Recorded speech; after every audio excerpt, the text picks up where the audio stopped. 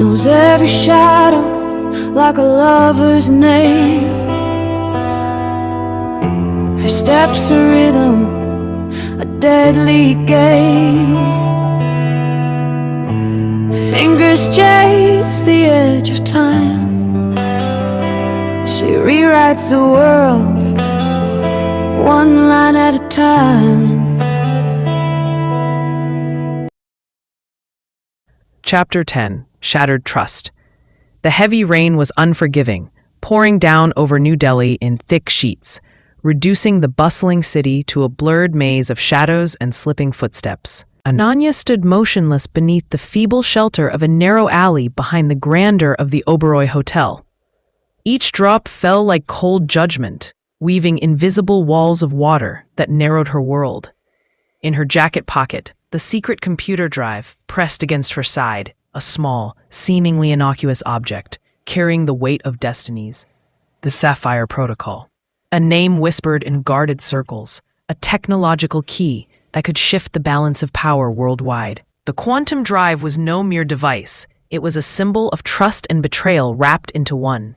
The alley breathed silence, except for the tapping of rain against metal roofs and cracked pavement. It was a hidden artery where the hotel's invisible workers slipped in and out, ghosts passing away from the luxury and scrutiny of the front entrance.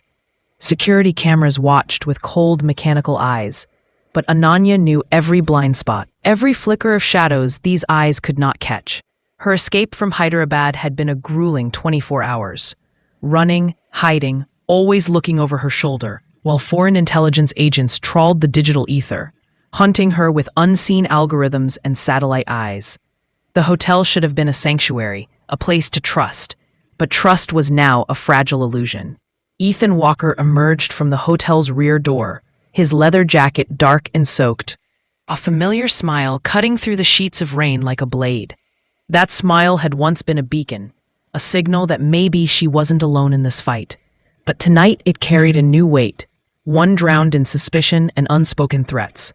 "Ananya," he called out, voice barely carrying above the rain's downpour. "Not a night for walking, but I suppose your job ignores the weather." She edged closer to the wall, her hand instinctively resting near the weapon hidden beneath her clothes.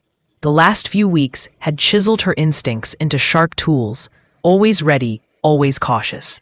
"Ethan," she replied, voice steady despite the storm raging inside her. "Funny seeing you here. I thought CIA agents spent Saturday nights wrestling with paperwork." Walker laughed, but it was brittle. "Paperwork is tedious. You're worth a risk." If Walker could find her now, after everything she'd done, either American intelligence was more ruthless than she imagined, or worse, someone close had betrayed her. Walker stepped closer, eyes flicking to shadows as he kept his hand near an unseen weapon, his casual demeanor barely masking the tension coiled beneath. "I have an offer," he said, revealing a tablet glowing faintly even in the deluge. The screen displayed figures, bank numbers that could buy freedom, comfort. A new life beyond this storm-soaked city. Ananya's breath caught. "The quantum drive," she said quietly. "You want to buy India's secrets in exchange for my survival." Walker's smile sharpened into something colder. "I'm offering you a choice, to profit from the chaos instead of perishing in it. This technology will be sold to someone. Either you hold the keys, or you become collateral." He spoke like loyalty was a thing of the past, like patriotism was a quaint relic in the face of profit and power. Then came the crushing blow. Whispers of Chinese spies offering millions, the Russians carving up territories, even Britain's intelligence offering alliances. And worse, murmurs from inside Ra itself, factions ready to sell out the quantum project to protect entrenched powers. Her world shattered. If her own government was auctioning the technology, then loyalty meant nothing. She was a pawn, a product in a merciless game. Before she could respond, movement exploded in the shadows. Men appeared from hidden spots, weapons drawn, disciplined and deadly. The ambush was no accident. It was calculated, ruthless. Walker's charm vanished. "Nothing personal," he said coldly. "This is business." Gunfire tore through the rain-soaked alley.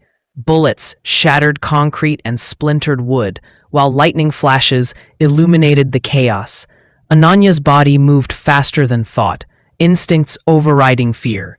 She found cover and returned fire, measuring angles, distances, and the unpredictable sway of the storm. Walker's team moved with precision, cutting off exits and using overlapping fire to trap her. This was no petty crime. It was military-grade operation masked in civilian garb.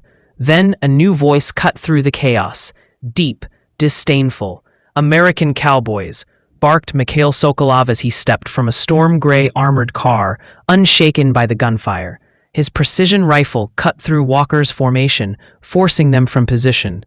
"I hate boring spies," he said to Ananya, a rare note of approval amid the violence. "You're not boring." Now it was a three-way fight, each side adapting on the fly, turning the city's narrow lane into a fierce battleground. Grenades bloomed fire and concrete dust, urgency pressing down like the monsoon sky.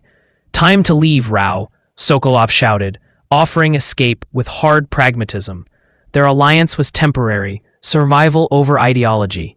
Ananya calculated, staying meant death, moving meant risk. The monsoon's torrents masked their retreat as Sokolov's cover fire shattered opposition and cleared the path. Walker's voice followed hard, dripping menace. "You can't hide forever, Rao. Quantum belongs to those who hold it. Sovereignty is dead."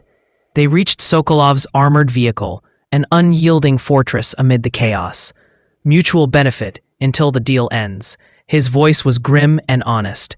Ananya looked out at the flooded streets. Walker's betrayal had redefined the stakes. The quantum drive she guarded was a weapon reshaping global power. A final encrypted message arrived. "The auction continues. Bid carefully. Trust no one." Outside, millions sheltered unaware.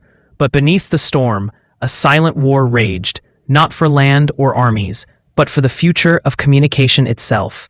In the monsoon's wrath, loyalties were shadows, trust a currency too costly to spend lightly. Her eyes burn cold, her touch ignites